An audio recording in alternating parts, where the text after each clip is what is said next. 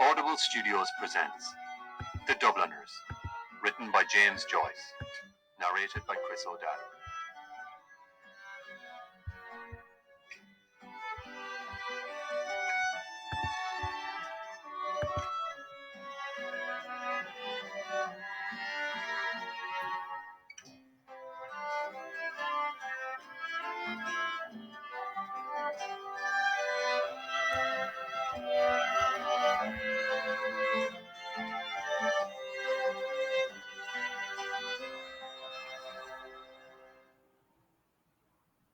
The Sisters.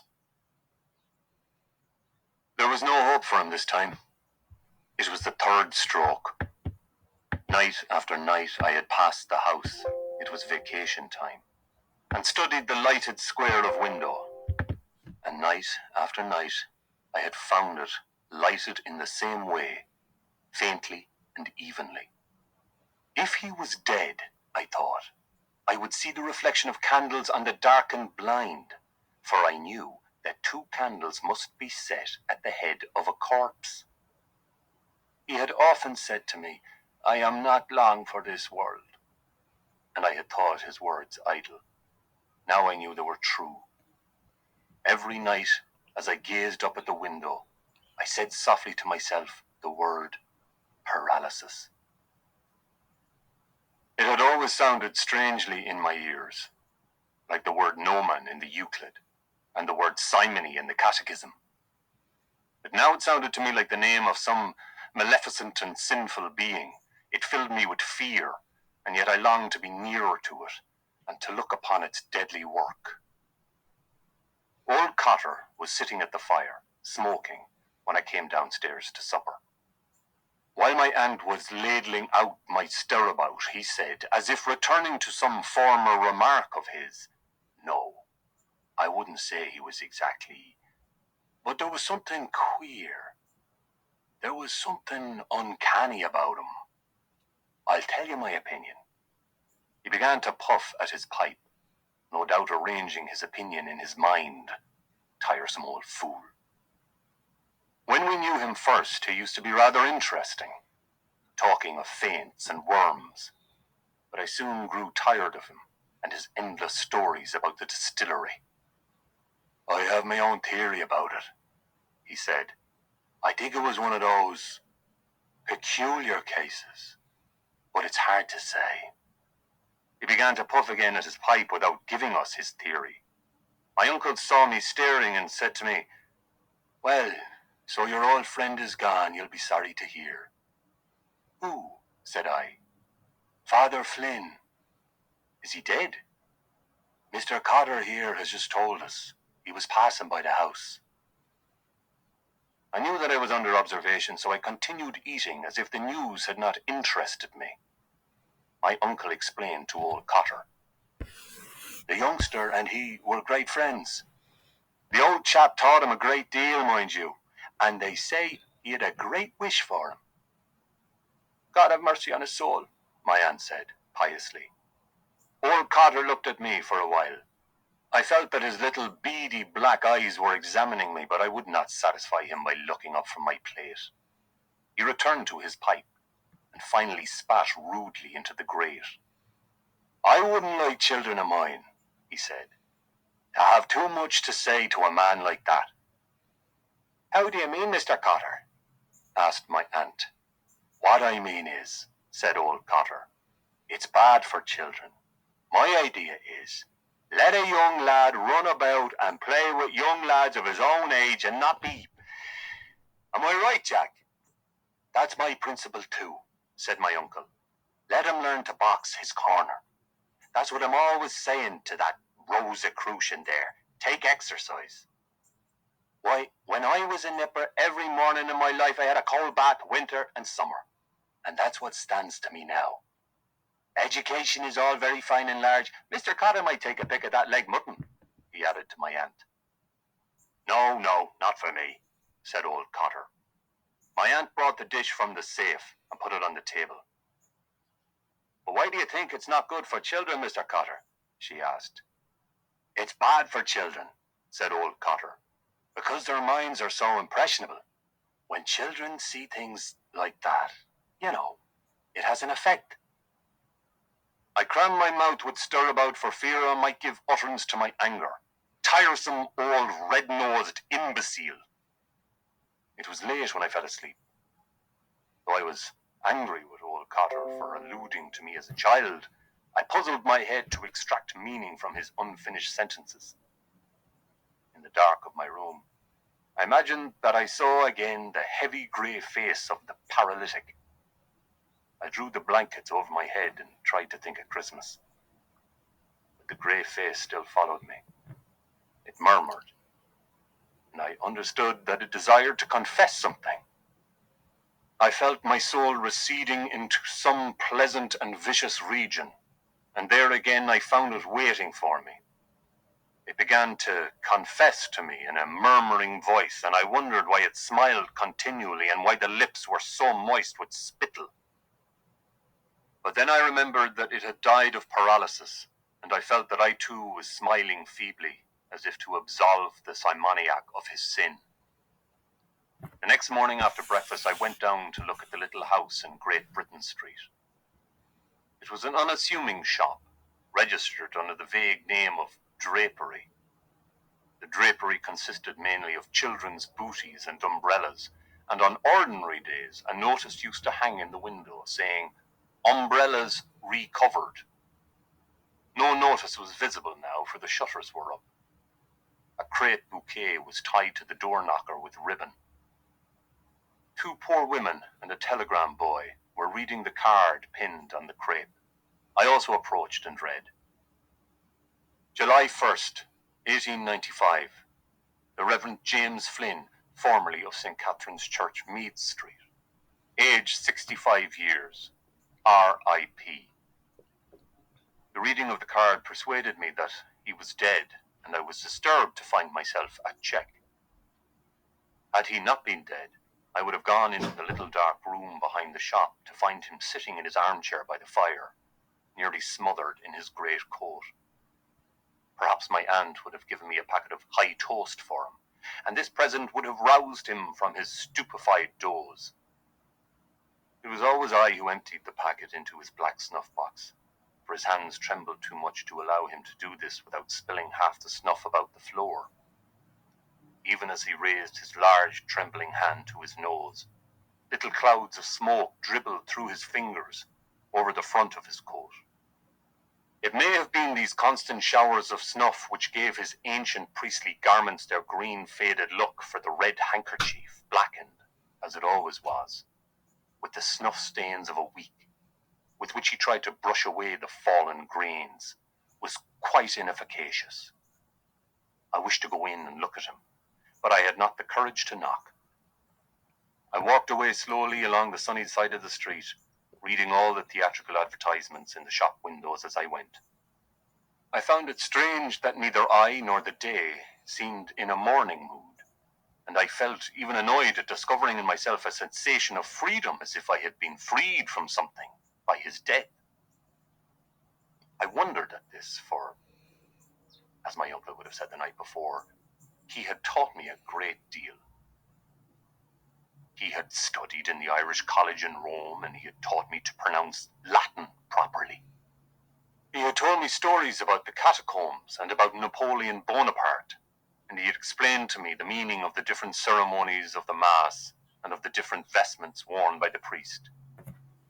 Sometimes he had amused himself by putting difficult questions to me, asking me what one should do in certain circumstances, or whether such and such sins were mortal or venial or only imperfections.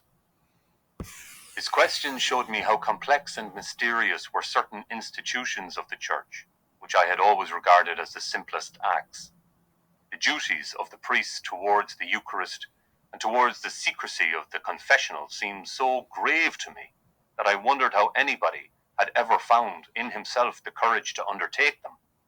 And I was not surprised when he told me that the fathers of the Church had written books as thick as the post office directory and as closely printed as the law notices in the newspaper, elucidating all these intricate questions.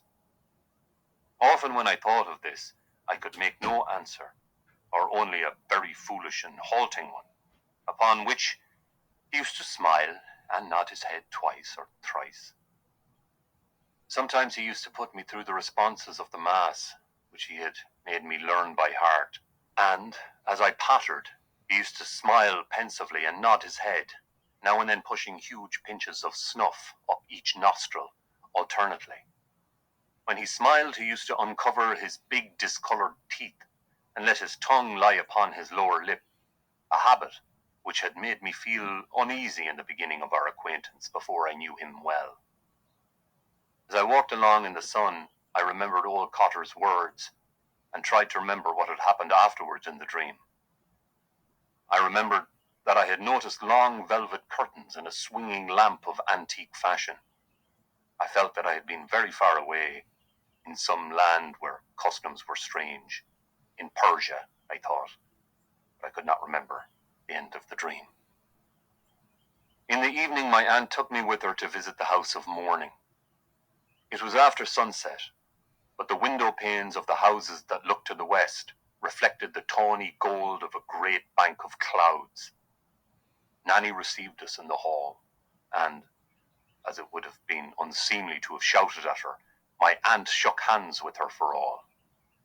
The old woman pointed upwards interrogatively, and on my aunt's nodding, proceeded to toil up the narrow staircase before us, her bowed head being scarcely above the level of the banister rail. At the first landing she stopped and beckoned us forward encouragingly towards the open door of the dead room. My aunt went in, and the old woman, seeing that I hesitated to enter, began to beckon to me again repeatedly with her hand. I went in on tiptoe. The room through the lace end of the blind was suffused with dusky golden light, amid which the candles looked like pale, thin flames. He had been coffined.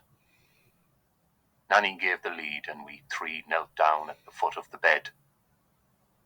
I pretended to pray, but I could not gather my thoughts because the old woman's mutterings distracted me. I noticed how clumsily her skirt was hooked at the back, and how the heels of her cloth boots were trodden down all to one side. The fancy came to me that the old priest was smiling as he lay there in his coffin. But no. When we rose and went up to the head of the bed, I saw that he was not smiling. There he lay, solemn and copious, vested as for the altar, his large hands loosely retaining a chalice. His face was very truculent, grey and massive, with black, cavernous nostrils encircled by a scanty white fur. There was a heavy odour in the room. The flowers. We blessed ourselves and came away. In the little room downstairs, we found Eliza seated in his armchair in state. I groped my way towards my usual chair in the corner, while Nanny went to the sideboard and brought out a decanter of sherry and some wine glasses. She set these on the table and invited us to take a little glass of wine. Then, at her sister's bidding, she filled out the sherry into the glasses and passed them to us. She pressed me to take some cream crackers also, but I declined because I thought I would make too much noise eating them. She seemed to be somewhat disappointed at my refusal and went over quietly to the sofa, where she sat down behind her sister. No one spoke. We all gazed at the empty fireplace. My aunt waited until Eliza sighed and then said, "Ah, well, he's gone to a better world." Eliza sighed again and bowed her head in assent. My aunt fingered the stem of her wine-glass before sipping a little. "Did he peacefully?" she asked. "Oh, quite peacefully, ma'am," said Eliza. "You couldn't tell when the breath went out of him. He had a beautiful death, God be praised. And everything. Father O'Rourke was in with them at Tuesday and anointed them and prepared them and all. He knew then. He was quite resigned." "He looks quite resigned," said my aunt. That's what the woman we had in to wash him said. She said he just looked as if he was asleep. He looked that peaceful and resigned. No one would think he'd make such a beautiful corpse. Yes, indeed, said my aunt. She sipped a little more from her glass and said, Well, Miss Flynn, at any rate it must be a great comfort for you to know that you did all you could for him. You were both very kind to him, I must say. Eliza smoothed her dress over her knees. Ah, poor James, she said. God knows we done all we could. As poor as we are, we wouldn't see him want anything while he was in it. Nanny had leaned her head against the sofa pillow and seemed about to fall asleep. There's poor Nanny, said Eliza, looking at her. She's wore out. All the work we had, she and me, getting in the woman to wash him, and then laying him out, and then the coffin, and then arranging about the mass in the chapel. Only for Father O'Rourke, I don't know what we would have done at all. It was him brought us all them flowers and them 2 candlesticks out of the chapel, and wrote out the notice for the Freeman's General, and took charge of all the papers for the cemetery and poor James's insurance. Wasn't that good of him? Said my aunt. Eliza closed her eyes and shook her head slowly. Ah, there's no friends like the old friends, she said. When all is said and done, no friends that a body can trust. Indeed, that's true, said my aunt. And I'm sure now that he's gone to his eternal reward, he won't forget you and all your kindness to him. Ah, poor James, said Eliza. He was no great trouble to us. You wouldn't hear him in the house any more than now. Still, I know he's gone, and all to that. It's when it's all over that you'll miss him, said my aunt. I know that, said Eliza. I won't be bringing him in his cup of beef tea any more, nor you, ma'am, sending him his snuff. Ah, poor James. She stopped, as if she were communing with the past, and then said shrewdly, Mind you, I noticed there was something queer coming over him latterly. Whenever I'd bring in his soup to him, there I'd find him, with his breviary fallen to the floor, lying back in the chair, and his mouth open.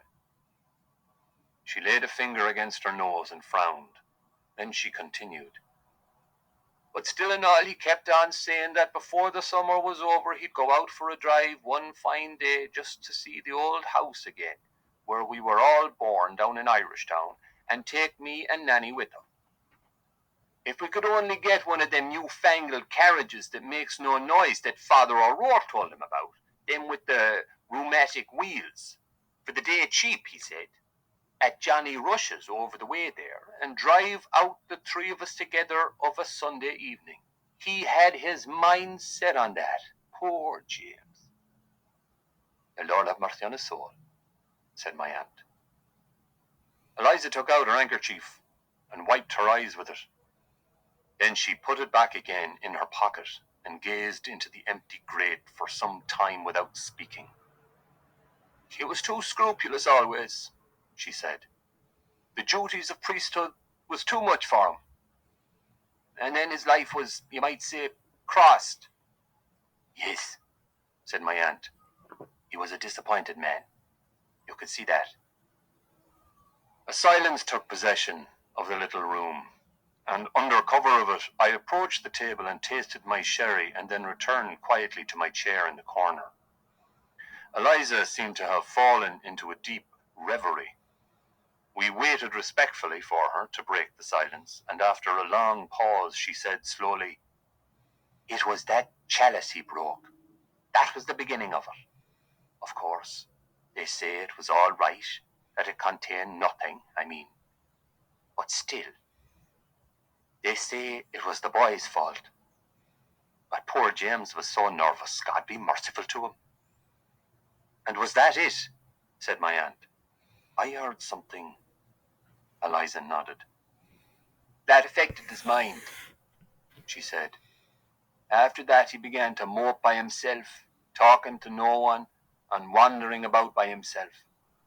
So one night he was wanted to go for on a call, and they couldn't find him anywhere. They looked high up and low down, and still they couldn't see a sight of him anywhere. So then the clerk suggested to try the chapel. So then they got the keys and opened the chapel, and the clerk and Father O'Rourke and another priest that was there brought in a light for to look for him. And what do you think? But there he was, sitting up by himself in the dark in his confession box, wide awake and laughing like softly to himself. She stopped suddenly, as if to listen. I too listened, but there was no sound in the house, and I knew that the old priest was lying still in his coffin as we had seen him, solemn and truculent in death, an idle chalice on his breast. Eliza resumed, wide awake and laughing like to himself. So then, of course, when they saw that, that made them think there was something gone wrong with him.